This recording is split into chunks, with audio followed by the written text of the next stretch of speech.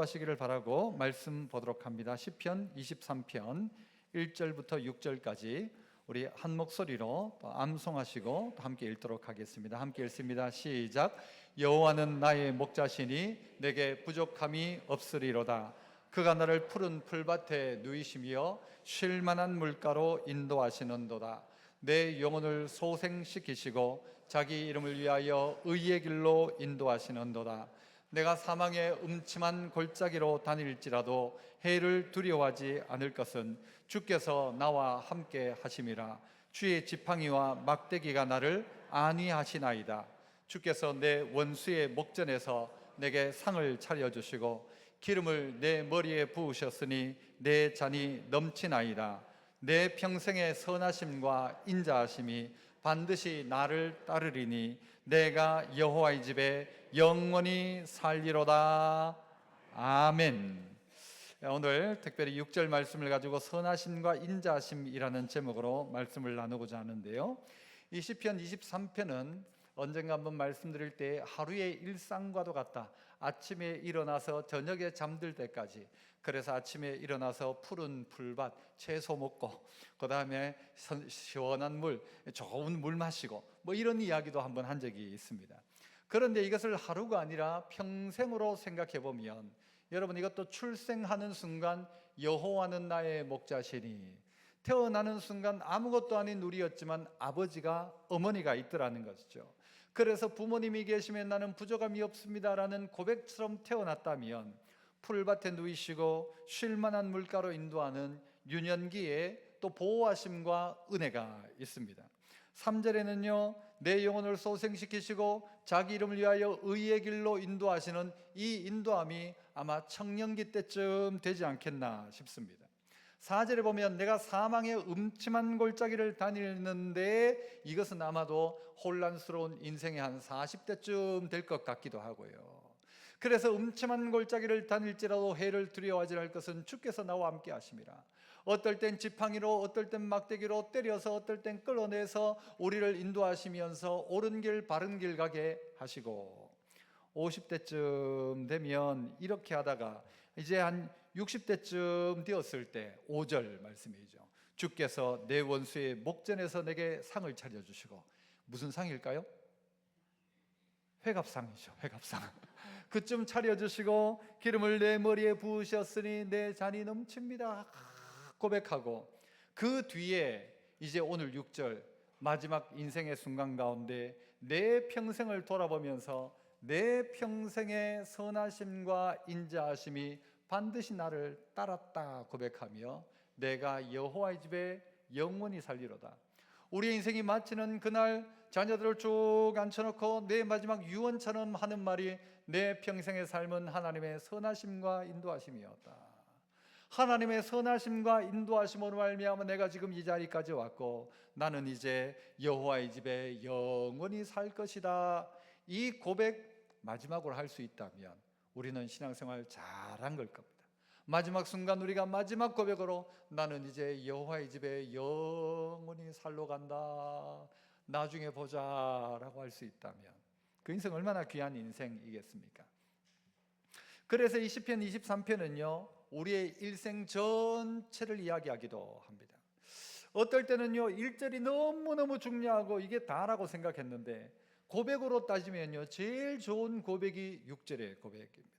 선하심과 인자하심이 반드시 나를 따르리니, 마지막 어디요? 내가 여호와의 집에 영원히 살리로다.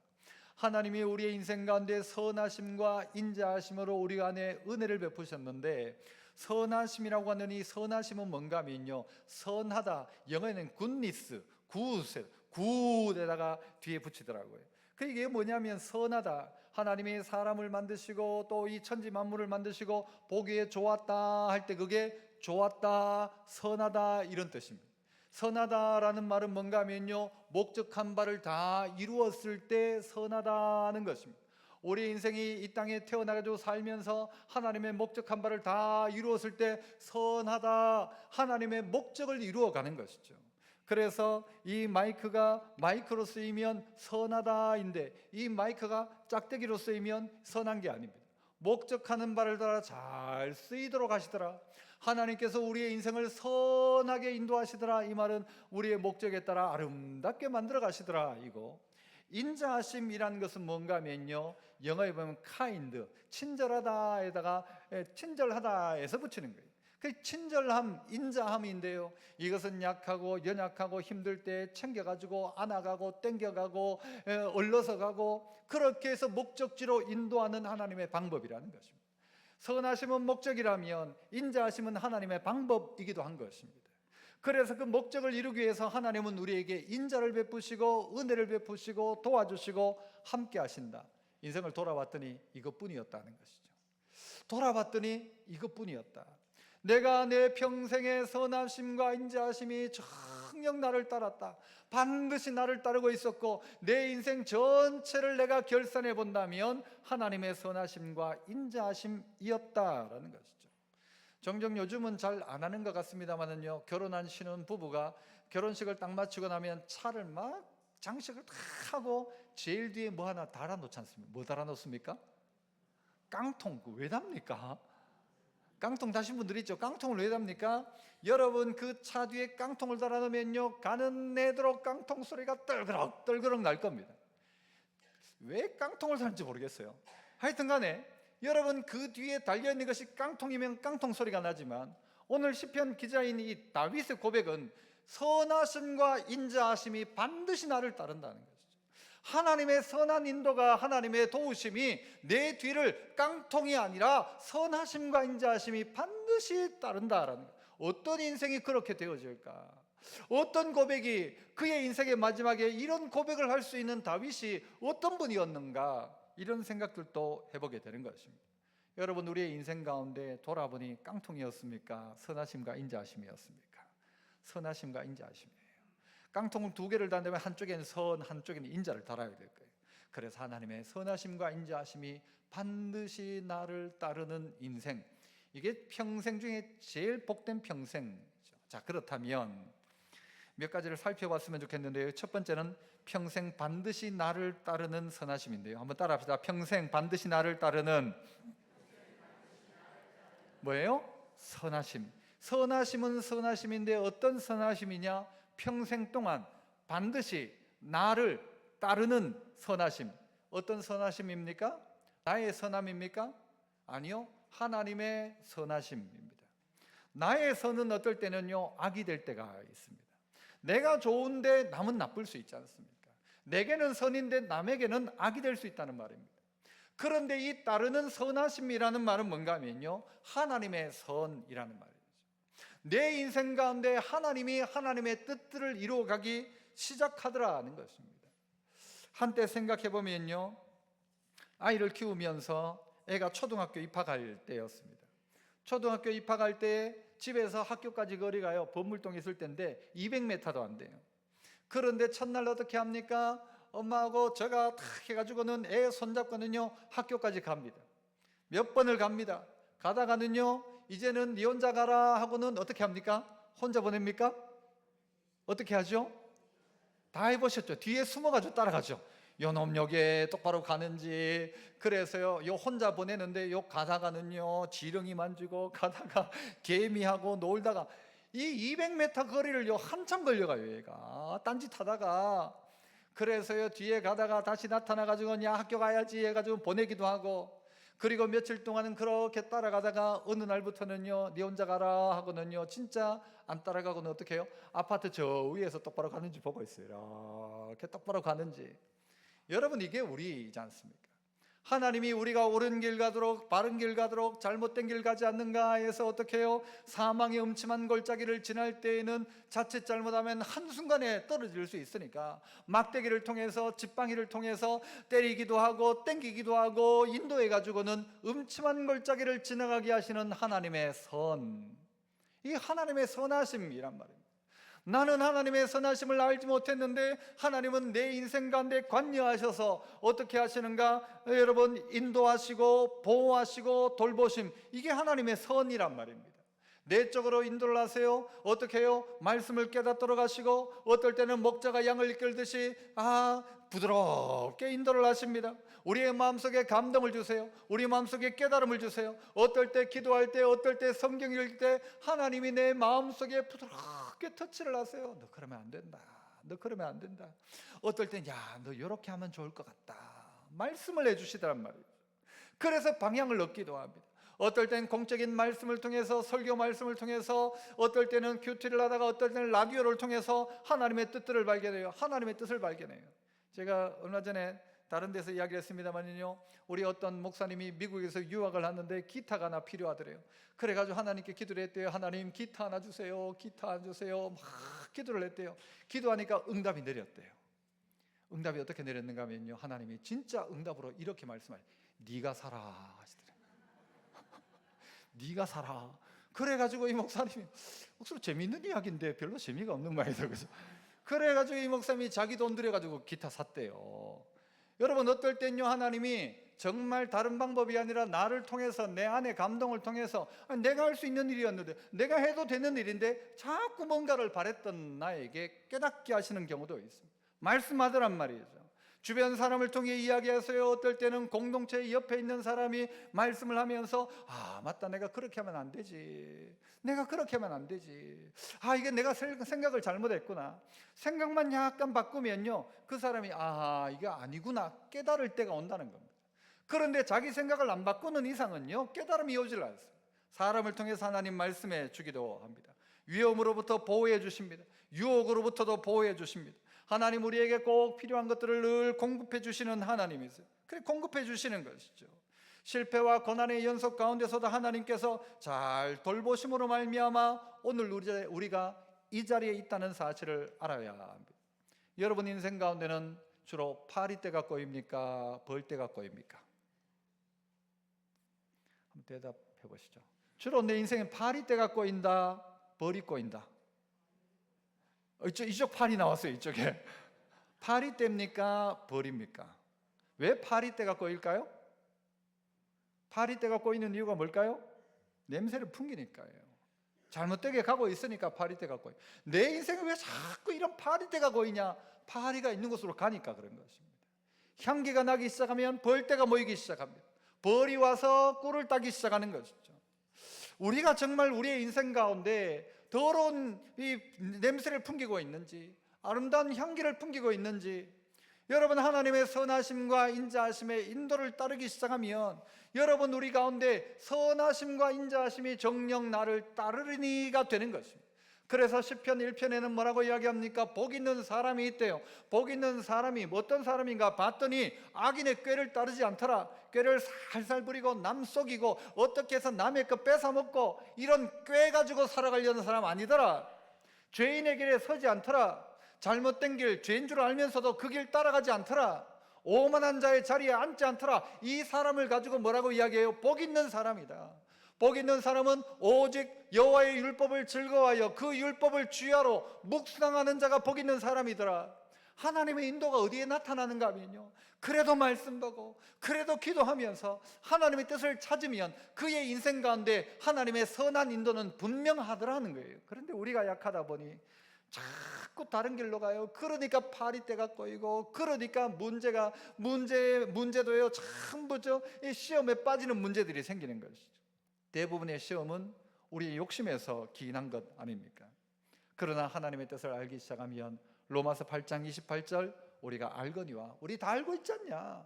우리 다 아는 이야기 아니냐? 우리가 알거니와 하나님을 사랑하는 자, 곧 그 뜻대로 부르심을 입은 자들에게, 하나님을 목자 삼고 하나님의 목자의 음성을 따라 부르심을 입은 자들에게는 뭐가요? 모든 것이 어떻게 해서 합력하여 뭐를 이룬다? 선을 이룬다. 목적한 바를 이루어낸다. 그 사람에게 맡긴 사명을 이루어낸다. 누가 하시느냐? 하나님의 선하심이 반드시 우리를 따름으로 말미암아 그 길로 인도하신다는 것입니다. 그러므로 믿음의 성도 여러분, 우리가 알고 있는 이야기입니다. 우리가 이미 하나님의 나라를 통하여서 주변의 성도를 통하여 알고 있는, 우리가 알거니와 하나님의 부름을 받은 자들에게는, 부름을 입은 자들에게는 모든 것이 합력하여 선을 이룬다.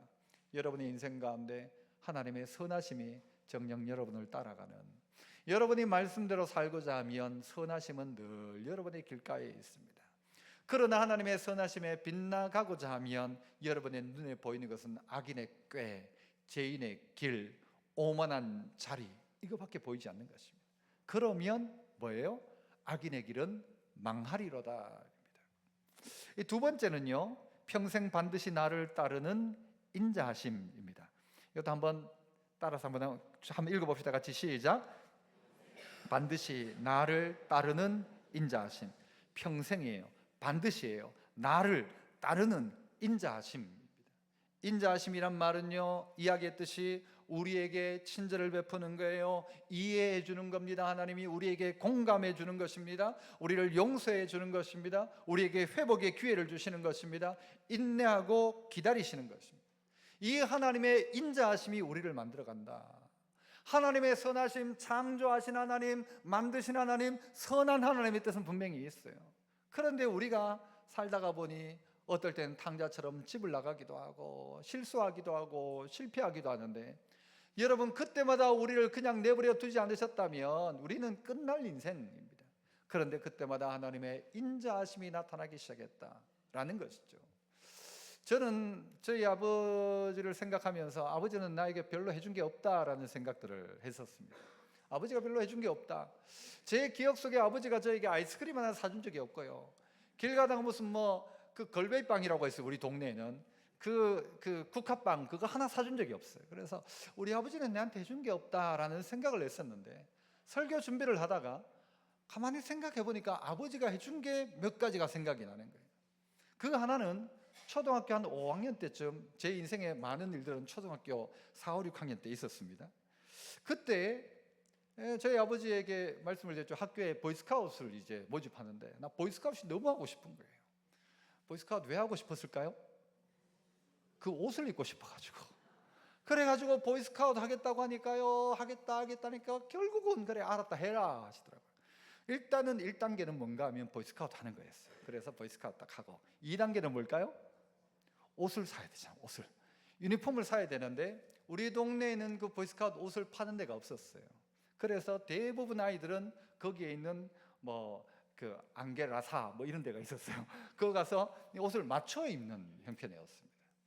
그런데 저는 그래서 아버지에게 이야기했죠. 그 보이스카우트 하면은 옷을 사야 되는데, 옷을 저기 가서 맞춰야 되는데 돈 줘요 하니까 안 준대요. 못 준대요. 없대요. 아니 보이스카우트를 시키지 말든가 보이스카우트를 시켰으면 옷을 사줘야 될 거 아니냐고 막 이야기를 했는데도 아버지가 결국은 옷을 안 사주는 거예요. 그래가지고 정말 실망도 되고, 아니 보이스카우트를 하지 말라고 하든가, 시켜줬으면 아들한테 옷을 사줘야 될 거 아니냐고 막 엄청 섭섭해 있었어요. 그리고는 한참 지난 어느 날 아버지가 대구에 갔다 오시더니 뭔가를 하나 툭 던지십니다. 경상도 남자 오다 쭈다 이런 느낌처럼 툭 던지시는데 안에 보니까 뭐였을까요? 보이스카우트 옷이었어요. 나 우리 아버지가 그렇게 멋있는 사람인 줄.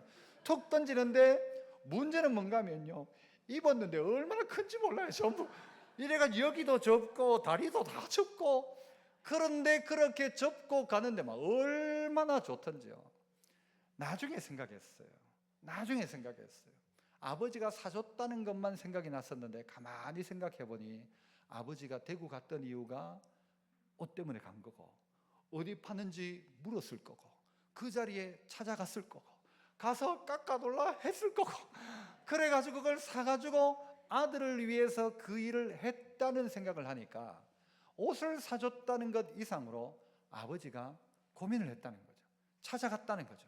애가 하루 한 번 하고 끝낼 게 아니니까 좀 크게 입혀야 되는데 많이 큰 걸 사가지고 거의 어른 거 비슷한 걸 사가지고는요, 하여튼 그랬지만 그 아버지가 느껴지기 시작하더라는 거예요.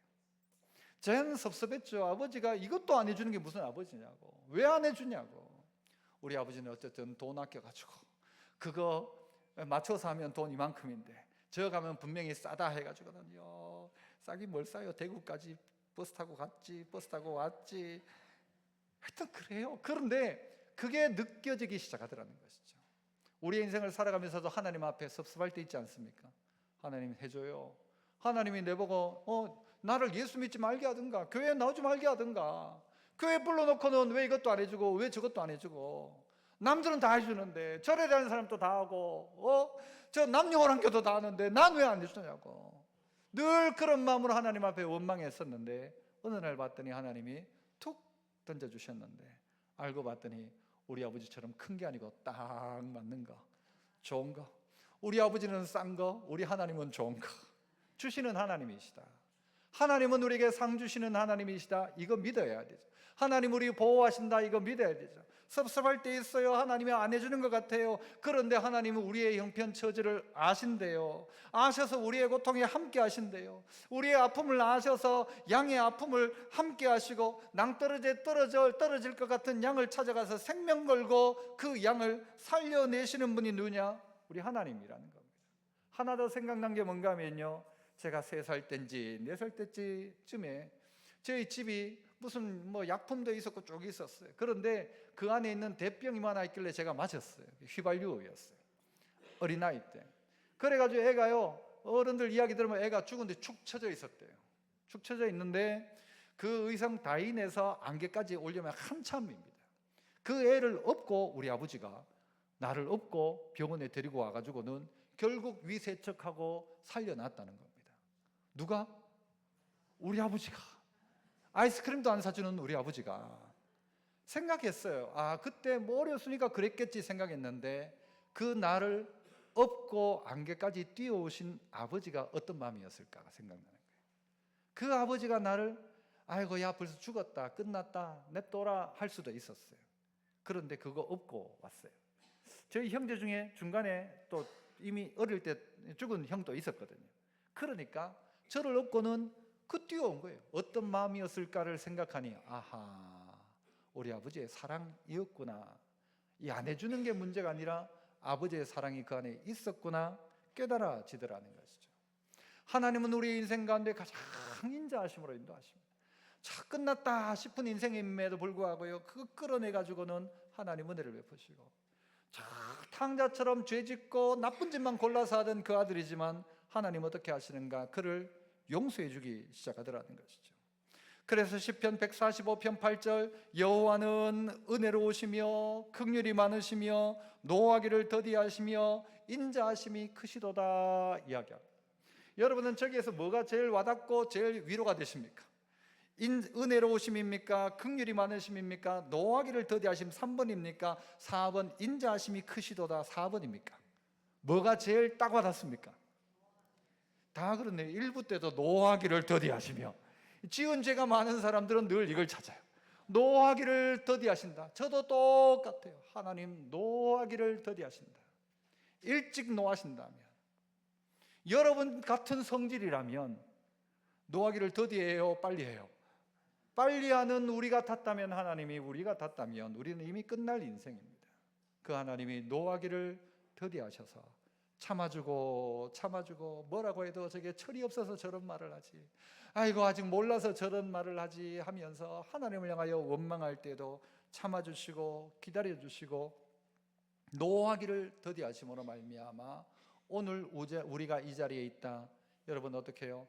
평생을 살았던 삶이 내 평생이 이랬습니다. 하나님의 선하심이었습니다.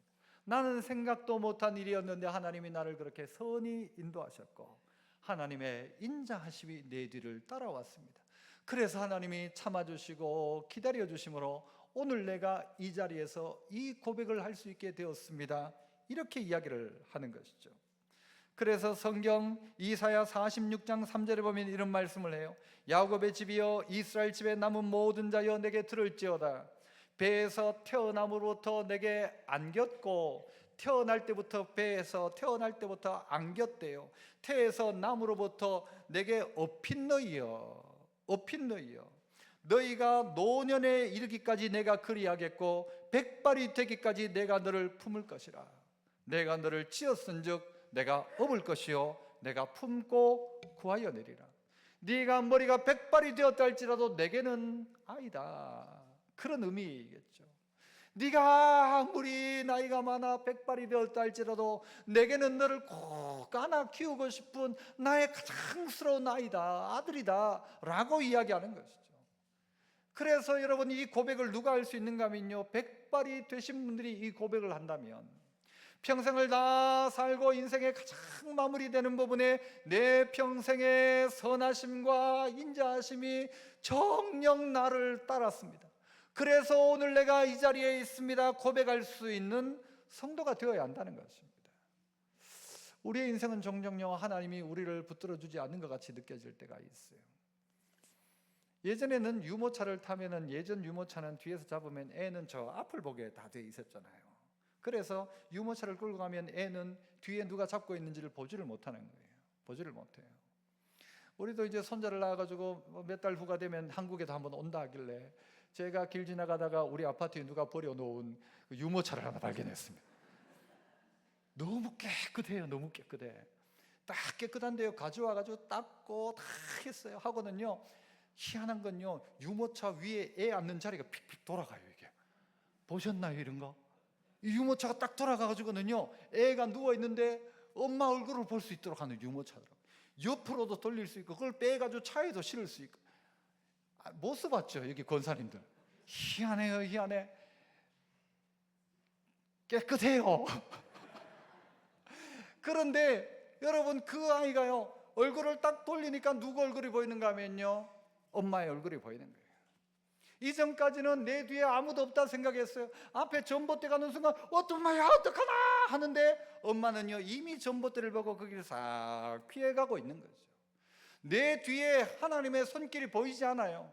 보이지 않는데 알고 봤더니 하나님의 손길이 있어요. 아까 우리도 찬송했지만 나의 등 뒤에서도 오니까 안 보였어요. 몰랐어요. 딱 보니까 내 등 뒤에 돕고 계신 분이 있는 것이죠. 내 등 뒤에서 이 유모차를 딱 붙들고 있는 분이 계시더라. 내리막길도 오르막길도 밀어주고 잡아주는 분이 있더라. 이 사실을 깨닫기 시작해야 한다는 것입니다. 이거 깨닫지 못하면 우리는 내 평생의 선하심과 인자하심에 대한 고백을 할 수가 없는 것입니다. 하나님은 더디하신다. 노하기를 더디하신다. 아무도 못 건드리게 하죠. 어저께 신방을 갔는데 어떤 초등학교 학생이 그러더라고요. 형이 사춘기라고 하길래 야 형이 니 좀 때리지 하니까 그렇대요. 근데 야 그래도 너 밖에 나가면 네가 맞으면 형이 그냥 두겠나 이러니까 제가 정확한 워딩은 생각 안 나는데, 형은 동생을 때릴 수 있지만 남들은 내 동생 못 때린다, 이런 이야기를 초등학교 5학년에 하더라고요. 얘 멋지지 않아요? 애가 내가 정확한 그 단어 그걸 그대로 받아왔어요. 말이 조금 틀리긴 틀려요. 여기 요 말이 아니고 요런 내용의 말인데 더 멋있는 말인데 내가 다 잊어먹었어요. 뭐라고 했죠? 그죠? 형은 동생 때릴 수 있지만 형은 내 동생을 때릴 수 있어서 남들은 내 동생 못 때린다. 얼마나 멋진 말입니까? 이 동생이 이런 이야기를 하더라고요. 하나님 우리의 인생 가운데 찾아오셔서 내가 너 때릴 수 있지만 남은 너 못 때리면 안 된다. 남들은 너 손 절대 못 댄다. 때려도 내가 때린다. 도와도 내가 돕고 남들 손 못 대도록. 여러분, 우리의 인생 가운데 하나님께서 인자하심과 선하심은 하나님의 이 방법인 것입니다. 어떨 때는 막대기로, 어떨 때는 지팡이로, 사망의 음침한 골짜기에서도 우리의 인생을 인도하시는 하나님, 언제까지? 백발이 될 때까지. 백발이 될 때까지 내가 너를 품고 안고 구하여 낸다. 구해낸다. 우리가 아이들을 키울 때 가장 많이 했던 것 중에 하나가 자전거지 않습니까? 자전거를 뒤에서 딱 잡아주면서 아빠 잡고 있지 하죠. 이미 손 놨어. 나는 이미 손 놨어요. 처음에는 잡고 있죠. 걱정하지 마라. 아빠가 뒤에 딱 잡고 있다. 걱정하지 마라. 그래서 딱 놨다가 잡았다가 하잖아요. 놨다가 좀 삐뚤락 할까 하면 잡아주고, 놨다가 잡아주고 하다가 어느 순간 보면 내가요 딱 중심을 잡기 시작하는 거예요. 그때 순간 아빠 잡고 있지 하다가 뒤를 돌아봐야 돼요? 안 돌아봐야 돼요? 안 돌아봐도 되는 거예요. 이제부터는 돌아보는 순간 잡았네 하고 자빠지는 거예요. 뒤를 돌아볼 것이 아니라 믿음으로 살아가는 거죠. 아빠는 걱정하지 마라. 네 넘어질 것 같으면 내가 잡아준다. 걱정하지 마라. 그러면서 우리는 우리의 인생의 길을 걷기 시작하는데 어떤 확신 가지고요? 반드시 나를 따르리니. 내가 하나님의 약속 붙잡고 앞으로 나가면 하나님 내 인생의 길을 선히 인도하신다, 하나님이 인자하심으로 붙들어 주신다는 그 믿음을 가지고 살다 보니 그의 인생 마지막 고백이 무엇입니까? 내가 여호와의 집에 영원히 살리로다. 나는 여호와의 집에 영원히 살 것입니다. 이 고백을 하게 되는 것이죠. 그래서 한번 따라합시다. 여호와의 집에 영원히. 여호와의 집에 영원히. 여호와의 집의 영원이란 말은요, 집이라는 어떤 한 공간을 이야기하는 것을 넘어서서 하나님의 면전에서 영원히라는 뜻입니다.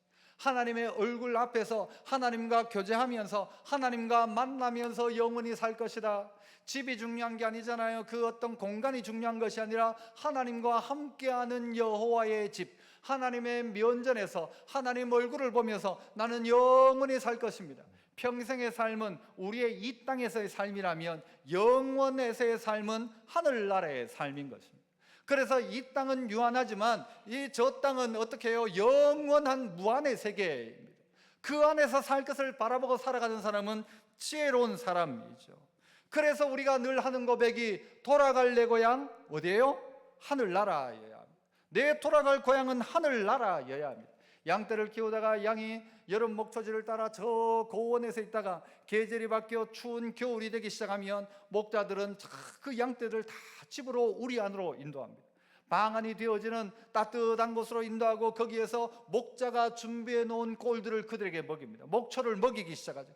그리고 겨울을 나게 되는 것처럼 우리의 인생도 그러하다는 것입니다. 단지 우리에게 여러분 집이 없는 사람들이 마지막 순간 가운데 어떤 집, 영원한 집, 하나님의 집에 영원히 거할 것을 이야기합니다. 이 땅에서도 집이 없으면 얼마나 억울합니까? 그런데 하늘에서의 집은 반전세도 아니고 전세도 아니고 월세도 아니고 영원히 살 것이라고 이야기합니다. 하나님이 거기로 우리를 인도하십니다. 갈 곳 없는 사람 얼마나 여러분 불쌍합니까? 집이 없는 사람, 갈 곳 없는 사람을 노숙자라고 하지 않습니까? 우리의 신앙인 교회는 다니면서도 불구하고 노숙자가 있어요.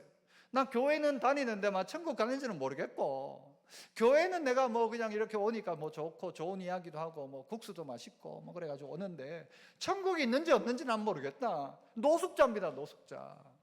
갈 곳이 있어야 참 신앙인입니다. 여기서 그렇게 대충 그렇게 교회 다니며 살았는데 내 갈 곳이 어딘가를 모른다. 노숙자인 것입니다. 주님은 우리에게 이런 이야기를 하세요. 시편 84편 3절 나의 왕 나의 하나님 만군의 여호와여 주의 제단에서 참새도 뭐가 있어요? 제 집을 얻고 참새도 집이 있대요. 제비도 새끼들 보금자리를 얻었나이다.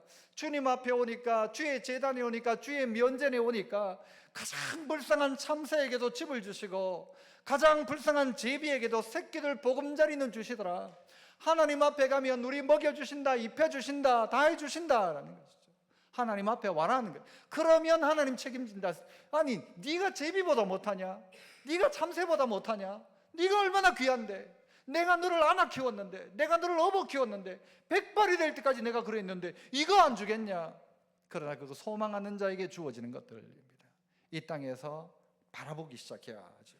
요한복음 14장 2절 이하에 내 아버지 집에 거할 것이 많도다. 그렇지 않으면 너희에게 일렀으리라. 내가 너희를 위하여 거처를 예비하러 가느니, 신랑이 거처를 예비하러 가는 게 신부가 있을 집을 준비하러 간대요. 가서 3절 너희를 위하여 거처를 예비하면 내가 다시 와서 너희를 내게로 영접하여 나 있는 곳에 너도 있게 한다. 예수님 계신 곳에 너도 있게 한다. 우리도 있게 한다는 말이죠. 신랑 있는 곳에 신부가 있게 한다. 거처를 준비하러 가신다 하셨어요. 그러므로 우리 모두 꿈꾸기를 어디를 꿈꿔야 합니까? 영원히 살 집을 꿈꿔야 합니다. 그래서 히브리서 11장 13절 이하에 이 사람들은 다 믿음을 따라 죽었으며, 믿음의 사람들을 이야기하면서 약속을 받지 못하였을 때 그것들을 멀리서 보고 환영하며 또 땅에서는 뭐래요? 외국인과 나그네임을 증언하였다. 저 사람들 뭐야? 저 사람은 외국인이야. 저 사람은 이 세상 사람들이 아니야. 저 사람들은 외국인이고 나그네야. 살아가는 게 그렇게 살아가더래요. 여기가 다가 아닌 것처럼 살아가는 사람으로 살아가더라. 그렇게 자기 스스로를 증언하더라. 우리의 갈 곳이 따로 있다라고 증언하며 살아가더라는 것이죠. 14절 그들이 이같이 말하는 것은 자기들이 뭐요? 본향 찾는 자임을 나타냄이라. 이 초기의 그리스도인들이 남들이 보기에 이 사람들은 본향을 찾아가는 사람이다, 이 땅이 다가 아닌 사람이다라는 것을 나타내니까 사람들이 뭐라고 이야기하는가 하면 저 사람들은 외국인과 나그네다, 이 땅에 발붙이고 여기에 소망 두고 살아가는 사람 아니다라고 사람들이 이야기하기 시작하더라는 것이죠. 16절, 그들이 이제는 더 나은 본향을 사모하니 곧 하늘에 있는 것이라. 이러므로 하나님이 그들의 하나님이라 일컬음 받으심을 어떻게 해요? 부끄러워하지 아니하시고. 우리가 하나님을 하나님이라, 우리 하나님이라고 부르는데 아이고 부끄러워라, 저거 니는 말하지 마라, 입 딱 닫고 있으라가 아니라 그 말할 때 하나님이 부끄러워하지 않고 너무 귀해, 그래 수고했다, 너 여기 오려고 얼마나 애쓰고 수고했냐, 부끄러워하지 아니하시고 그들을 위하여 뭐요? 한 성을 예비하셨다. 빌립보 3장 20절, 그러나 우리의 시민권은 어디에 있어요? 하늘에 있는지라. 거기로부터 구원하는 자 곧 주 예수 그리스도를 기다린다. 우리의 시민권은 하늘에 있다. 여러분들의 영혼이 거할 것을 위해서 오늘 우리는 이 평생이라는 삶을 살아갑니다. 여호와의 선하심과 인자하심을 가지고 살아갑니다. 사망의 음침한 골짜기를 지날 때에도 하나님의 인도함이 있었습니다. 푸른 풀밭에서도 쉴만한 물가에서도 하나님의 인도가 분명히 있었습니다. 길을 알지 못할 때 의의 길로 인도하시는 하나님의 손길이 있었습니다. 우리의 유년기, 우리의 청년기, 우리의 장년기, 노년기를 바라보면서 내 인생이 어떠했는가를 쭉 살펴본 후에 내린 인생의 결론과도 같은 고백, 내 평생의 선하심과 인자하심이 반드시 나를 따랐습니다. 이제 나는 소망 없습니다. 하늘에 소망이 있습니다. 그래서 하늘 소망이라는 찬양이 있죠. 이 찬양은 가사가 이렇습니다. 나 지금은 비록 땅을 벗하며 살지라도 내 영혼 저 하늘을 디디며 사네. 내 주님 계신 곳 저 하늘에 숨겨둔 내 소망이 있네. 주님 그 나라에 이를 때까지 순례의 걸음 멈추지 않으리. 어떤 시련이 와도 나 두렵지 않네. 주와 함께 걷는 이 길에. 주님 그 나라에 이를 때까지 순례의 걸음 멈추지 않으리. 어떤 시련이 와도 나 두렵지 않네. 주와 함께 걷는 이 길에. 나 지금 비록 땅을 벗하며 살지라도 내 영혼은 저 하늘을 디디며 사네. 그래서 이 자리에 있는 우리 모두가 그 어떤 한 분도 예외됨이 없이 마지막 우리의 인생의 고백이 평생의 선하심과 인자하심이 반드시 나를 따르리니 내가 여호와의 집에 영원히 살리로다 고백하는 복된 믿음의 성도 다 되시기를 축복합니다. 은혜로우신 아버지 하나님 감사합니다. 돌아보니 모든 것이 하나님의 선하심과 인자하심